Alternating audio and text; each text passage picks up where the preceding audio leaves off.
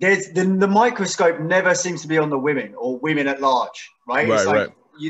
like in terms of what the news is talking about, the programs, the films, anything. I mean, you and I on a podcast or something can talk about it, but like I say, it's just like, where's the introspection? And if you're going to talk about like averages, generalities, it does feel like women are not being told this message of like self-responsibility in the same way that maybe men are. Of course not. No. That's completely due to, again, the F word, feminism. I don't want to keep saying it on your channel, but it's okay.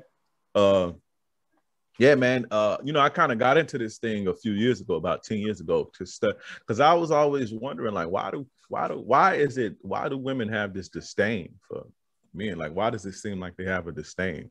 Why does it seem like we have a disdain for them? Like, it would almost seem like when you hear a guy say bitches ain't shit, that sounds like there's some type of disdain there, right? Yeah. So as I got older, I wanted to realize, so I started getting into, studying different schools of thought, and I landed on feminism. So I started to get deep and deeper into feminism, and going back into the 50s and 60s, and specifically here in America, how figure out a way to say this without being too politicky.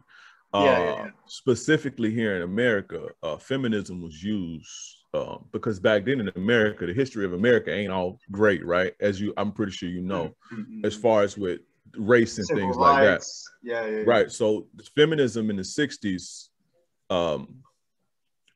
was a tool used to kind of curtail the civil rights movement, right?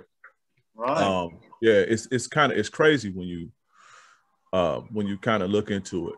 So I kind of forgot where I was going, but yeah, man. We're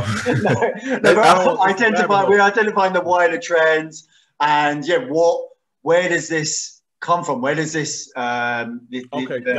The analysis on men from society at large, and the lack of analysis on women. Yeah. Right. You have this, like I said, you have this feminism thing, and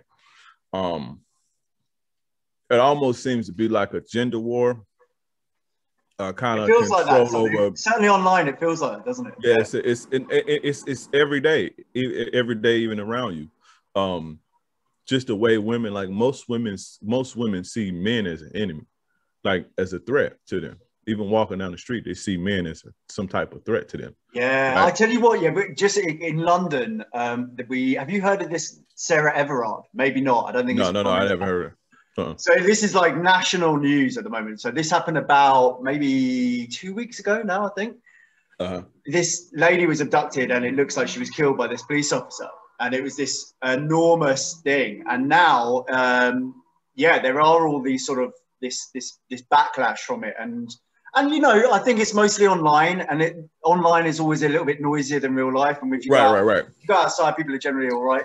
And Twitter's a little bit more extreme, But yeah, it was like you were seeing some of this stuff, which was like there was a peer in the House of Lords who was suggesting that maybe there should be a curfew for men after 6 p.m. She walked that back later. It's fucking insane. Like it's nuts, right?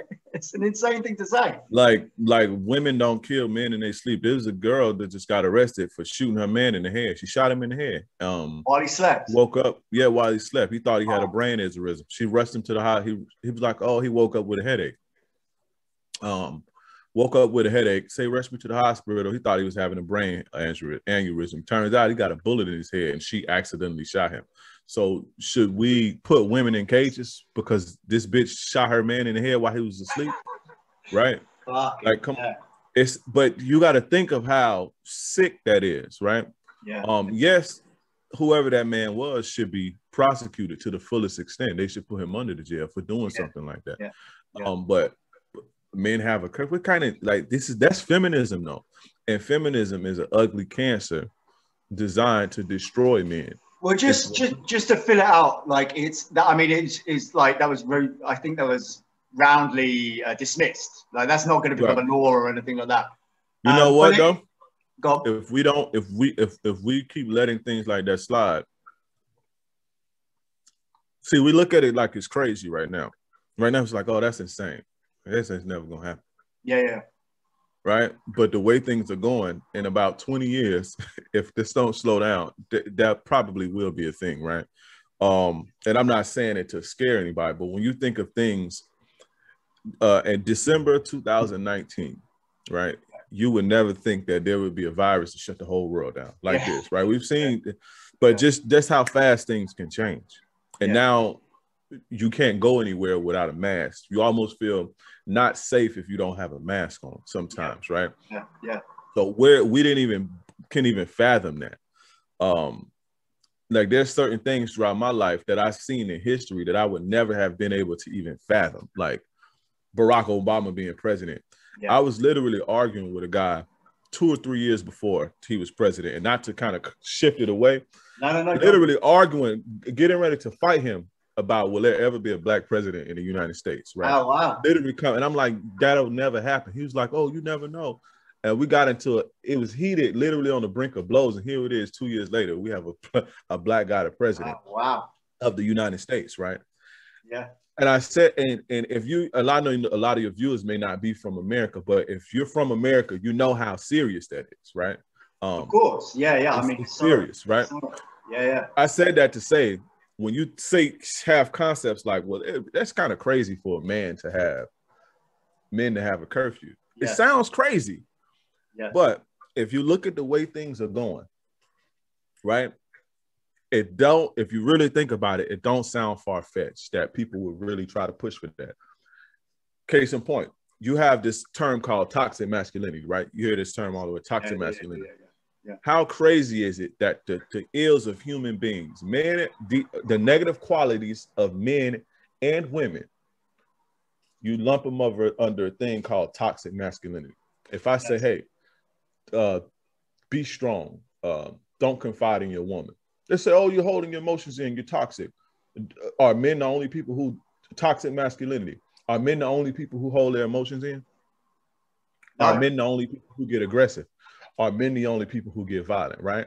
Yeah. All of these things have been labeled toxic masculinity, and these are just shortcomings of human beings, the negative personality traits of human beings in general.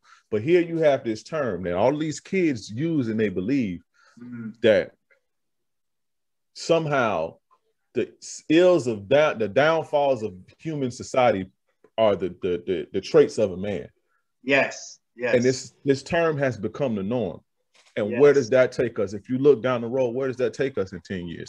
You already have men being stigmatized and demonized in a way that where you can't even walk with your shoulders broad in public.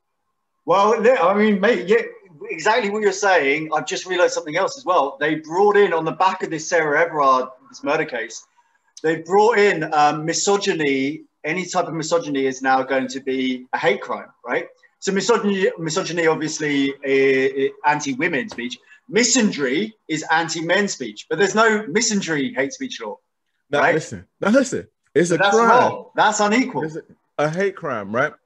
Yeah. So do you know how many times, and this is not to, I don't believe in violence, right? Especially violence against women. I don't believe in that. But you know how easy it is for somebody to label something a hate crime? Yeah, incredibly easy. A woman can spit on me and I slap her, right? It's just a reaction. I slap her. Yeah. I would slap a kid if he spit on me. I would slap a dog.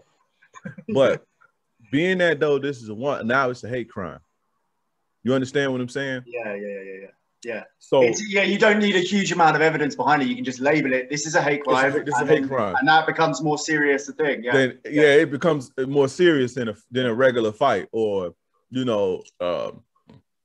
It's like the RICO thing in the American justice system. It's like, oh, let's label it RICO or label it domestic terrorism, and then RICO. You got.